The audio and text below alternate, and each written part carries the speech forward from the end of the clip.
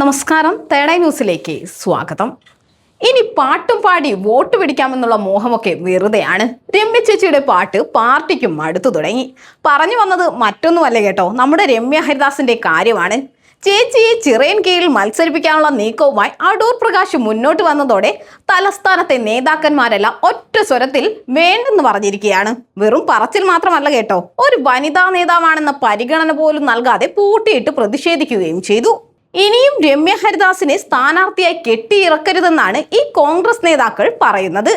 രമ്യ ഹരിദാസിനെ ചിറയൻകീഴിൽ മത്സരിപ്പിക്കാനുള്ള നീക്കവുമായി അടൂർ പ്രകാശ് മുന്നോട്ട് വന്നതോടെയാണ് മൺവിള രാധാകൃഷ്ണൻ അടക്കമുള്ള നേതാക്കളും DCC ജനറൽ സെക്രട്ടറിമാരും മുൻ KPCC ഭാരവാഹികളും പ്രതിഷേധവുമായി രംഗത്തെത്തിയത്.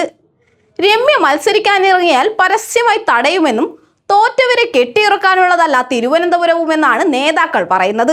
സംഭവത്തിൽ ഇവർ സണ്ണി ജോസഫിനെ പ്രതിഷേധം അറിയിക്കുകയും ചെയ്തു. രമ്യയ്ക്ക് തുടർച്ചയായി അവസരങ്ങൾ നൽകി മറ്റ് ദളിത് നേതാക്കളെ തഴയുന്നുവെന്നും പരാതിയുണ്ട്.